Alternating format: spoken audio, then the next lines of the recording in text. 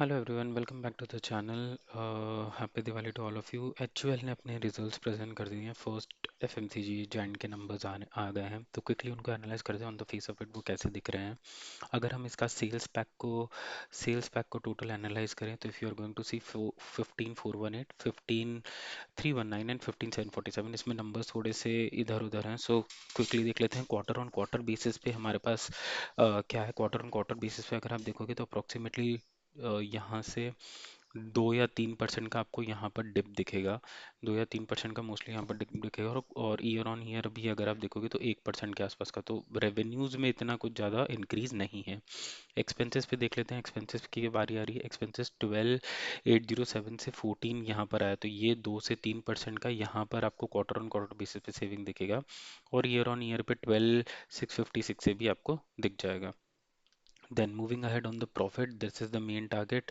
यहाँ पे अगर आप देखोगे तो प्रॉफिट के अंदर अपना जो 2690 आया है, एक्सपेक्टेशन यहाँ पे 2500 का था। So that's a really really uptick as compare to your previous previous quarter जो था 2732 से। कंसर्निंग आपका कॉस्ट इन्फ्लेशन फैक्टर्स, कंसर्निंग आपका कंपटीशन फैक्टर्स, कंसर्निंग आपका competition from the other brands, cost inflation and employ cost, इन सबको consider करने के बाद यहाँ पे 2500 का एक्सपेक्टेड था, बट 2690 है। So that is definitely an Uptake, और एक 19 रुपीज़ का इन्होंने डिविडेंड पर शेयर एनालाइज करा है।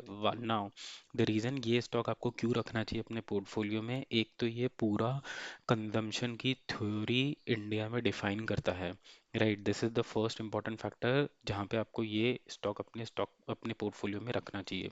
पॉइंट टू, अगर आप इसका फाइनेंशियल मैट्रिक्स देखोगे तो R O E 20.7%, R O C E 27.8%, and stock P is 58.1। बहुत हाई स्टॉक पीई है, बट इसके पीयर आप कंपेयर करोगे, that is your Tata consumers, Godrej, आपका नेस्ले, उन सब का पी 70 के ऊपर है। तो this is still trading at a cheap valuation. I am not considering ITC into consideration, because उसका 70% रेवेन्यू अभी तक टबैको बिजनेस से ही आ रहा है। करेक्ट, ये एक पॉइंट हो गया। अगर आप इसका आज का स्टॉक ट्रेंड देखोगे तो ये अप्रोक्सीमेटली 2%, 1.5% से 2% के बीच में जा रहा है। Hopefully over the period of time 2800, 2700 या 2800 तो डेफिनेटली टच करेगा ही करेगा।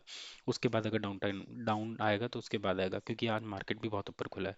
सो इन सब फैक्टर्स को ध्यान में रखते हुए we can definitely consider actual is a perfect buy on dips, as and when, जब भी ये आपको मतलब कॉन्ट्रैक्टेड टेरिटरी, जब भी आपको ये एक रेंज बाउंड टेरिटरी में मिलता है। So this is an accumulation factor, और 19 रुपए का dividend is a very good dividend इस स्टॉक के लिए।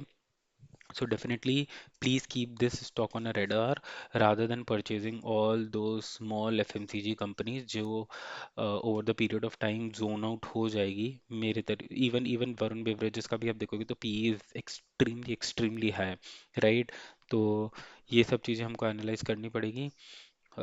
होपफुली दिस वीडियो जस्टिफाइज कि आपको क्या स्ट्रैटेजी इसमें लेनी है। Cool, thank you, keep watching.